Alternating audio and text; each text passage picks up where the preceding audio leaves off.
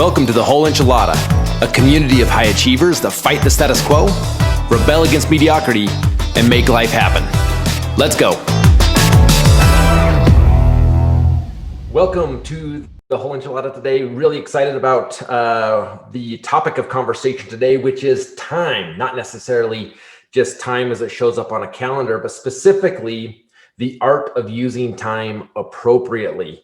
Now, I think this is something that's an ongoing conversation of how to time block. What belongs on your calendar? Am I wasting time? Can I multitask? What belongs on your calendar first? There's thousands of books put together on how to properly use your time and be more productive. And it's interesting, this last week, or about a week and a half ago, my wife and I were on a walk discussing several things. And one of the things that came up in topic was specifically, how do we want to use our time differently this coming year? And if you were able to listen to the last episode of the Whole Enchilada, we talked about inspecting a reality. And one of the things, if we want to trade our time or use our time differently in 2021, it starts with the inspection of how did we use our time in the given year? In what ways did we use our time appropriately that yielded the results we were looking for, as opposed to where did we not spend our time appropriately, purposefully or unpurposefully, meaning what were those time sucks that sucked us in? And by the time we pulled our face out of the screen, we realized it was 4 hours later when we intended to be there for 4 minutes, which I know you're laughing right now because that's happened to me. It's happened to you. We all fall victim to that dreaded screen time. So today we're going to talk about a couple things. I want to share with you kind of what we determined in that conversation as we were walking along the beautiful beaches of Maui. Which is a great backdrop for these types of conversations of reflection and thought. We thought a lot about specifically how we spend time. And I think that spending time may be the wrong terminology. It's actually trading time. Spending time would suggest that we have a certain amount that we're able to spend on something, where I would suggest that instead of spending time, we're trading time for something in return. You think about it's probably been happening much longer. But you think about the early 1800s of all the trading posts that were going up in the US as people were migrating from east to west. Particularly these fur traders learned that they could go out, get all these beaver pelts, come back and trade those beaver pelts for other things that either would help them build additional wealth or things they needed. Other things were traded at those trading posts as well, either on a small scale or a big scale. But one of the things that these people learned, using the fur traders as an example, is it probably started with the idea of I'm getting furs for myself anyway. If I get a few extra beaver pelts, I'll be able to trade those with someone that has something that I need because I have in excess of what I need. And over time, they learned that, well, if I'm able to trade for other things that I need, what if I just got really, really good at this and got a surplus of beaver pelts well beyond what I would need? I'd be able to trade in excess of what my current needs are and start building additional wealth. Well, the idea of trading time is we don't have the ability to increase the amount of time that any of us have.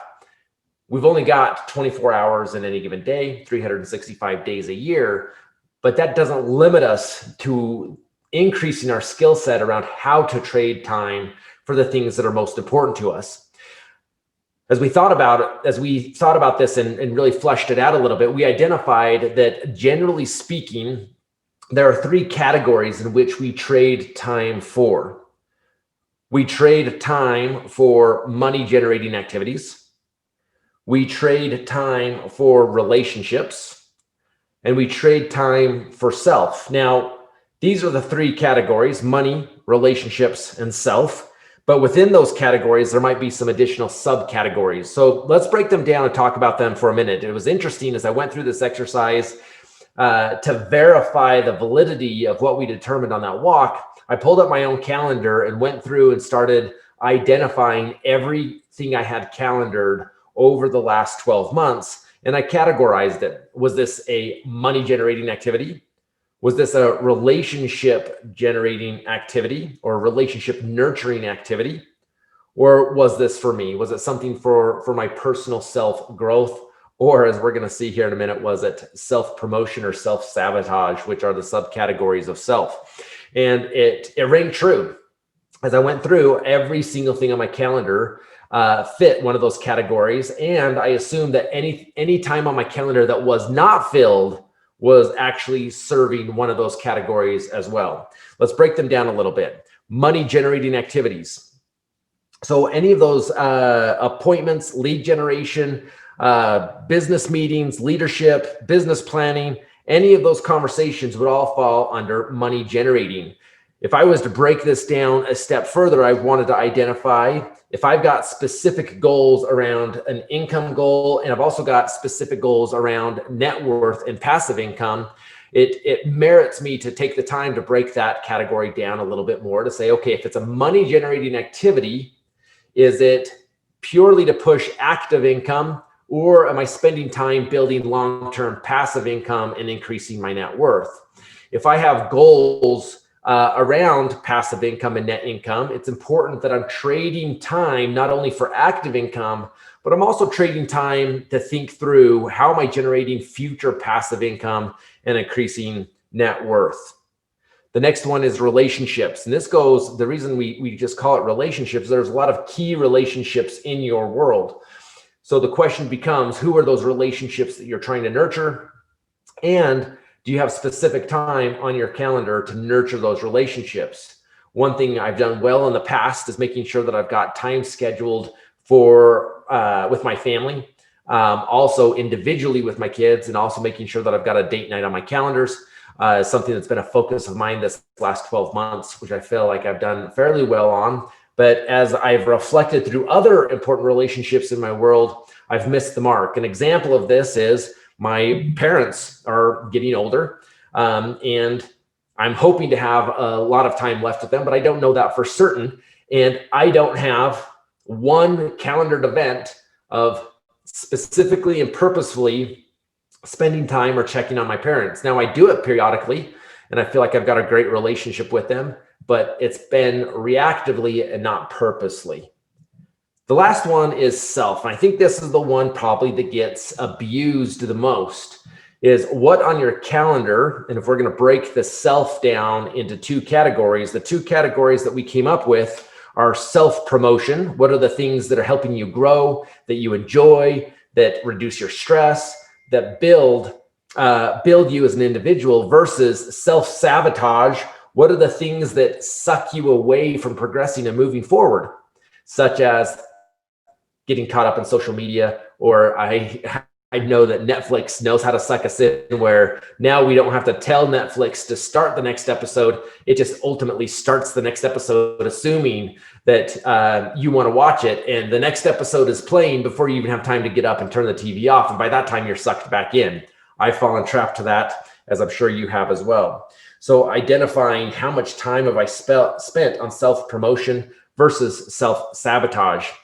One more comment around self-promotion. I think it's really interesting how many of us spend a significant amount of money and time getting coaches for our kids in different activities, piano lessons, like this is my house, piano lessons, harp lessons, violin lessons, karate, dance. These are all things that I love that my kids are involved in, and I want to help that. But how many of us as parents are so willing to do that and get our kids coach and get them on a team and help them develop these habits? But us as adults, we've given up on learning specific skills and hobbies and paying for coaching in those skills and hobbies. I really think it's silly how many people I know think it's important for their kids to be taking lessons, yet they're not willing to take lessons to grow their own hobbies and desires. So for example, on my calendar, I've got all my jiu-jitsu, the Muay Thai kickboxing, the things that I love doing that In my world, it kills two birds with one stone because it reduces my stress and also is great physical exercise, which I really enjoy.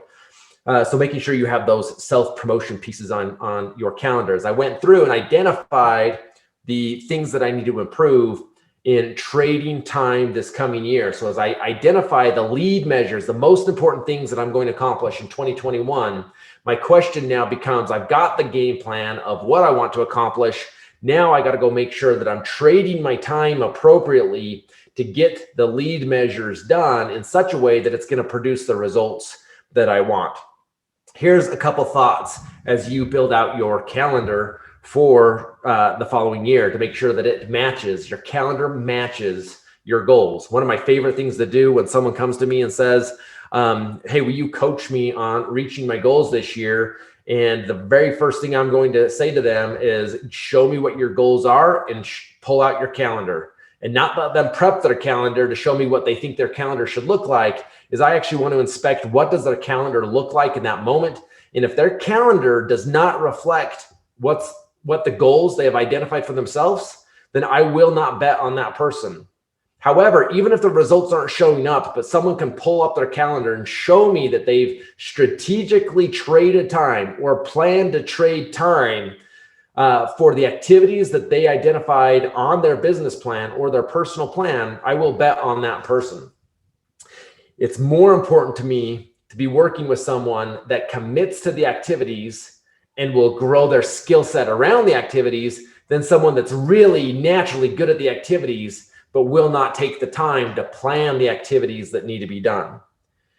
Whenever I'm looking at building out my own calendar, and I'm going through this process right now, is I start by deconstructing my calendar. The reason I call it deconstructing my calendar is over time, when I was younger in my business years, as I took on more responsibility, it was easy for me to say, if I'm going to create X more activities, then I need to just take those activities and find blank spots on my calendar to add them. Well, over time, as you gain more responsibilities, more businesses, more kids, whatever that looks like, it becomes harder and harder to find blank spots in your calendar to add those things. So before I add anything to my calendar, I go through a process of deconstructing my calendar all the way down to its bare bones. I reprioritize what is important to my long game now, and then I build my calendar back up in this order. The very first thing that goes on my calendar are my personal non-negotiables. Now, what is a personal non-negotiable? It generally revolves around family time and relationships and personal promotion, my self-promotion. So I'll go through and make sure I've got date nights, kid date nights, family vacations, all of that planned to the best of my ability for the entire year. In some essence, I'll go as far as like actually book the family vacations, because you've probably fallen trapped to this as well, as where, hey, you're planning on going on a trip in the fall, but as it comes into the fall, you get really busy with work and you keep pushing it out. And in essence, it never happens. However, generally speaking, if you go take the time to actually plan the trip, buy the tickets, book the hotel, it's really hard to back out of it at that point. In some ways, it's the motivator to help you get more things done in anticipation of that vacation. So the first thing that goes on your calendar are what are all your personal non-negotiables for the year, specifically around what relationships need your time and energy, and what about you? What do you need to be balanced? And this is particularly important for you as part of the whole enchilada network, is if we're trying to create balance across all aspects of life, you've got to become a master of your schedule. The next thing that goes on my calendar is all my planning time. When is it that I am going to hold myself accountable to these results?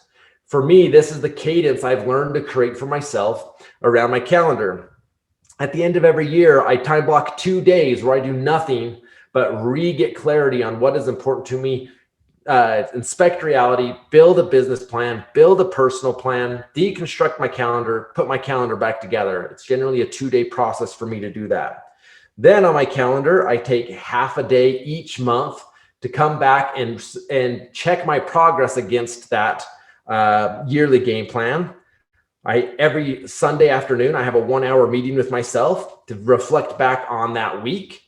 Every day, at the end of the day, I have a 15-minute close out the day meeting with myself to check back on the progress of the week. It's a really simple cadence. That's the second thing that goes on my calendar. The third thing now that goes on my calendar is generally the thing that most people put on their calendar first is their business activities, particularly those lead measures, those most important things that you must commit to. For a lot of us that are in the sales business, that is your lead generation or relationship nurturing process that belongs on your calendar, along with those specific appointments that you must go on to ensure success with your business plan.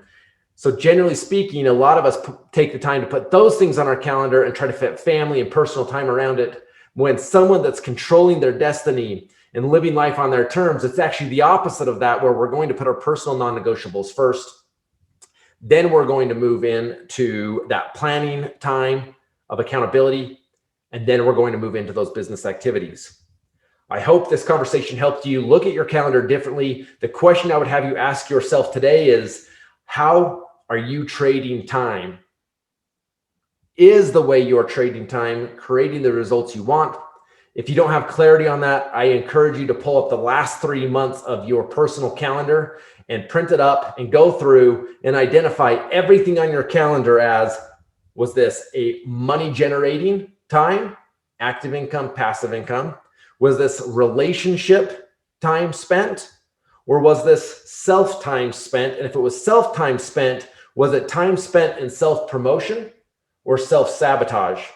And any of those blanks in your calendar that tend to be between appointments, the question I would ask you is, that time was spent doing something, regardless of whether looking back on your calendar shows you that you spent time doing something. The question is how did you use that time? And I think for most of us, that is where self-sabotage actually creeps in the most. I've got a few minutes, my phone is dinging. I'm going to pull up Facebook, and then all of a sudden you're rushing to your next appointment. So this is part of the process. One of the things I love right now, one of the top people in my organization is so focused on this skill set that almost every text message he sends me, almost every conversation we have, almost every voicemail he leaves for me right now starts with, I am a master of my schedule. And he's going to say it enough that it actually becomes a reality for him. And for us to live the creed of the whole enchilada of living life to its fullest on all terms, we have to become a master of our calendar. Thanks for joining me today. Go control your calendar, be a master of your calendar, and don't forget, go make life happen on your terms. See you next time.